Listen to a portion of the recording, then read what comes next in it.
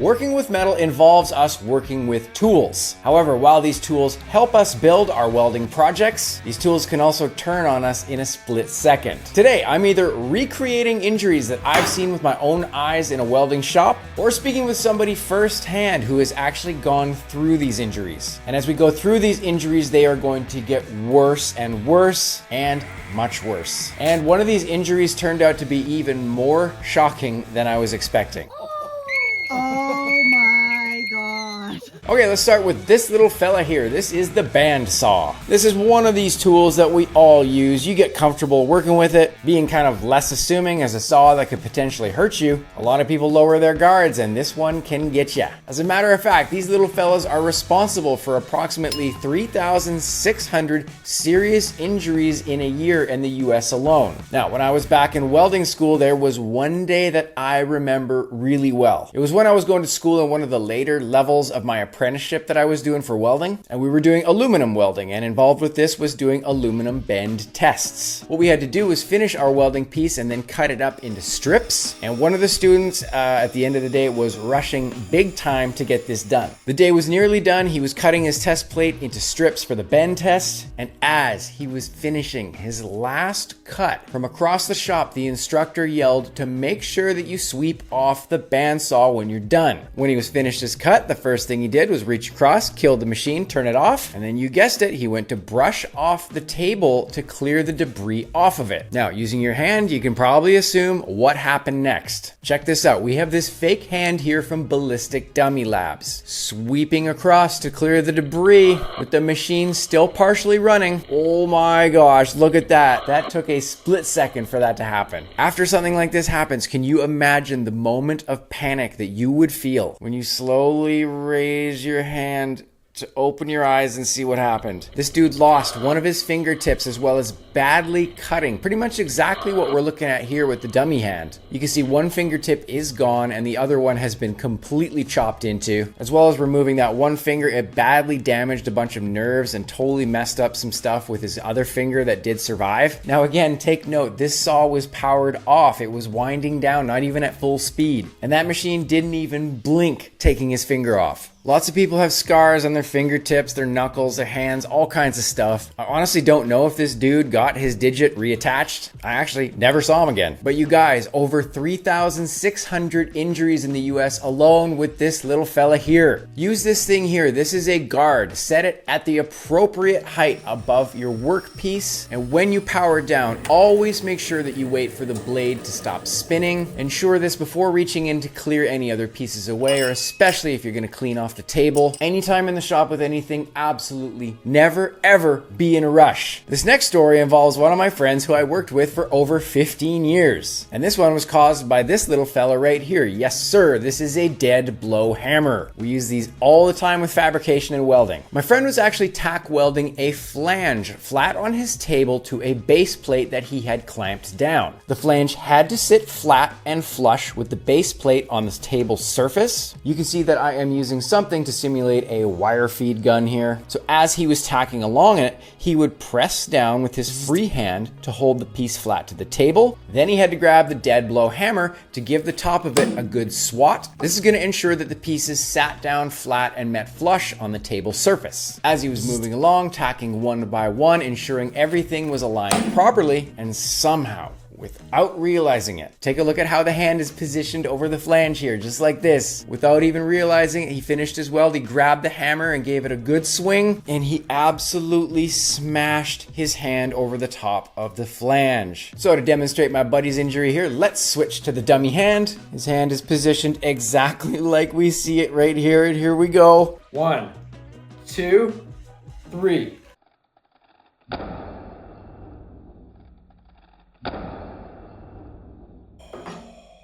Oh, guys, that one would be so bad to do. As a matter of fact, there are over 30,000 hand-related serious injuries, again, in the US alone in a year. Also, from researching this episode, I found that like other hand tools like pliers, screwdrivers, hammers, all that kind of stuff that you find around a metal shop table is responsible for nearly 24% of all accidents each year. Now with my buddy's hand, it did not split quite as bad as open as this one did here, but he did break this same bone really badly, pretty much exactly as we see here. This poor dude almost passed out. He went into shock, ambulance came, surgery, and this dude was a great worker too, by the way. Everybody makes mistakes, even though we absolutely ruthlessly chopped him down with jokes for years after this one. To this day, he still can't actually explain how he misjudged this one. And out of respect for my friend here today, he will remain anonymous for this episode.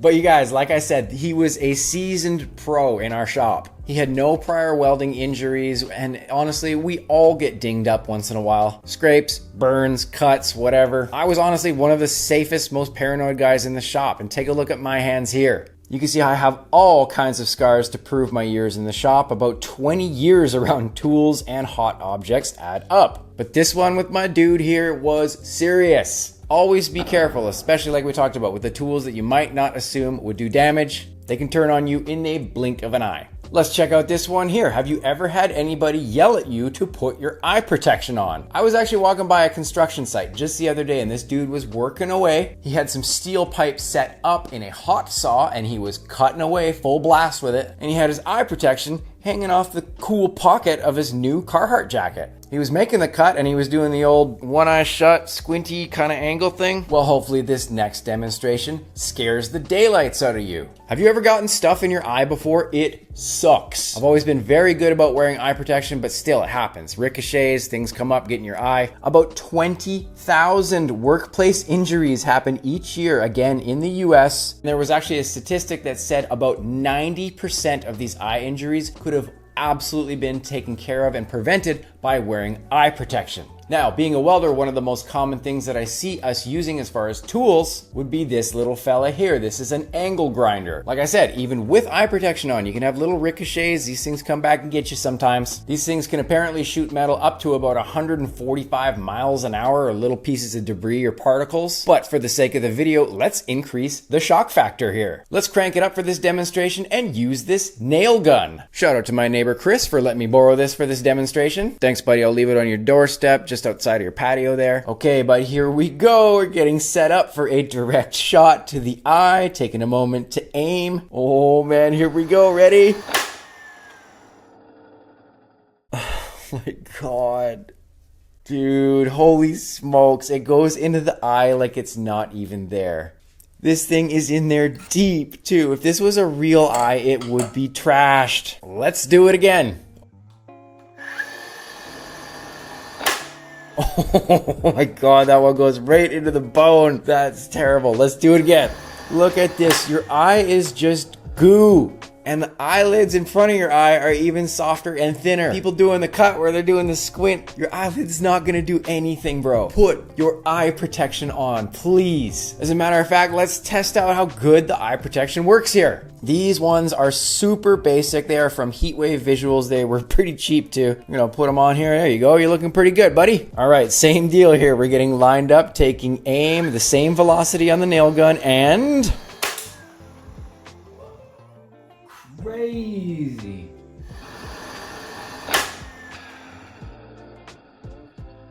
Holy smoke, seriously. This thing just bounced off and flicked away. That was crazy. I almost said that this must be a fluke, so let's do it again.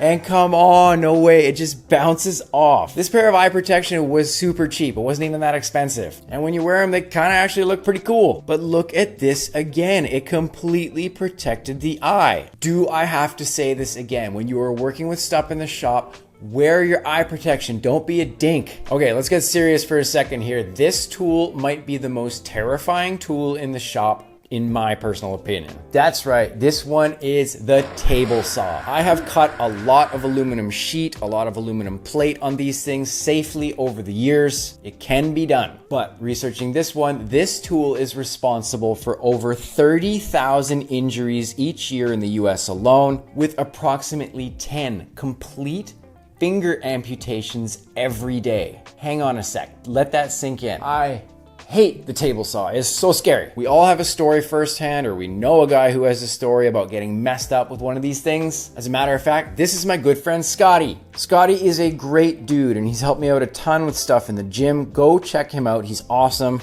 Scotty had an incident with a table saw that is terrifying. All right, Scotty, why don't you go ahead and tell us what happened with your table saw? First and foremost, I was in a hurry, right? So I was like, I blew that right out of the gate. I'm doing the wrong thing by like trying to rush this process. So I go to start cutting and I go to start pushing material into the saw, and dude, like somebody yelled something from a distance and it took me like a split second and I just like turned, and when I turned, I felt it pull.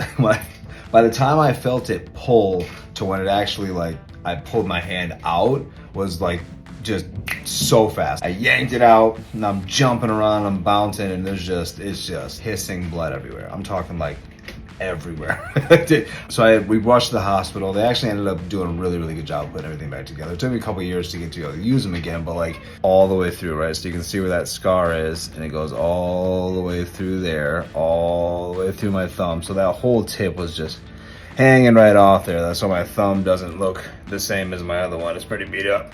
But then this one actually took more damage. So like that started here, right? All the way through. And you can see the scar's really not clean because this one was just kind of shredded to shit. So it goes way down here, back up over there, and it's all twisted into there. Blew my joint all apart. Just a really bad Friday for sure. Now what I did was try and recreate Scotty's injury almost exactly with this hand right here.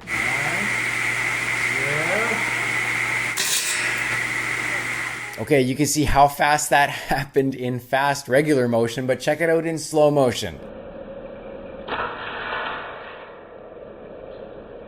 The hand gets absolutely trashed. You got fingers and stuff going everywhere, all kinds of stuff flying off. And look at the damage here from this, you guys. This isn't even like a cut or a slice that you could really just go get stitched up. Look at the finger, like everything is absolutely shredded and mushed. I'm honestly amazed watching the footage of this, how destructive and violent this tool is. There's no predictability to it. And watch how fast it happens again. This occurs in literally a split second. Your life has changed forever. Now, I also tried to kind of super glue the hand back together. That's right, I can also be a surgeon on this channel. And we tried to do this with a couple different scenarios just to see what the difference was. We fed this hand through from a few different angles, and you can see that no matter how the angle goes down, whatever happens, it is absolutely catastrophic and literally instant. You can see how fast this occurs, and you can take a look at the detail of all of this slow motion stuff and just see how destructive and violent this tool can be. So to all my friends out there, obviously there is a danger zone that we need to be familiar with, and this is the area where something can get kicked back at us. And like I said, I did decades of cutting sheet aluminum and plate on table saws. No matter how safe you are, how much cutting fluid you use, how slow you go, eventually you do have a day where things go snaky on you. So when it comes to kickback, just dude, make sure you're standing off to the side, out of the area where it will hit you. Or one of my favorite things to do was actually stand on the inside of the table saw completely behind the fence, and I would just work from the side like this here. In a lot of circumstances, I would actually use a couple clamps on my workpiece to securely hold it, and obviously this keeps my hands free and clear away from the blade area. But again, if anything ever went sideways and shit got crazy, the clamps are gonna get chewed up by the blade, not my hands. Another thing I recommend is have somebody stand on the opposite side, and when you're cutting metal, to spray cutting fluid on the blade at the same time. And always, please, wear a face shield, like a full face shield. I used to wear my eye protection under and put the face shield on. Be careful, people, please. And thank you so much to my friend Scotty for sharing his story. I'm glad you're okay, buddy. Now, this is the worst one, and I have saved this for last. This will be the category of injuries that is called falling objects. You can see our head dude here is going to be the test subject for this one,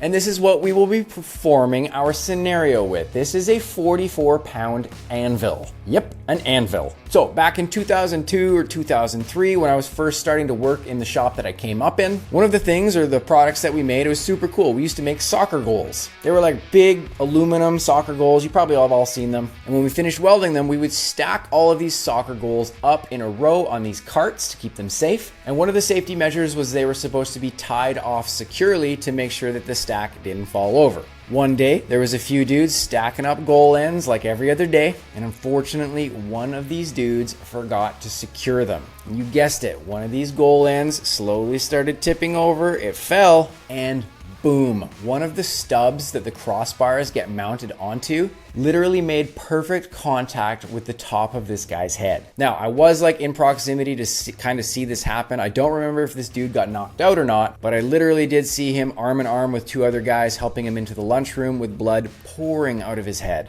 Bunch of stitches later, a massive concussion, and who knows what kind of long-term effects something like this can have on somebody. This is your computer, people. Hard hats, safety measures, all of these precautions are stuff that should be taken very seriously and not forgotten about. Now, this anvil, like I mentioned, is only 44 pounds or 20 kilos. And honestly, I might even guess that the soccer goal impact might have been even more than that. But let's just get set up here and we're gonna give her a little drop off the roof of my house. Okay, here we go here. Let's do it. 3, 2, 1.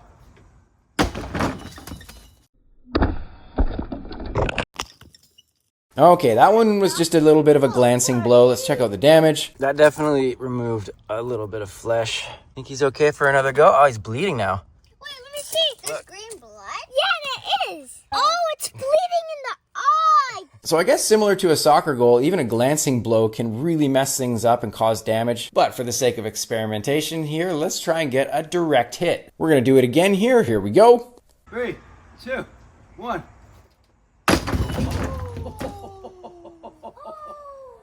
Oh my God.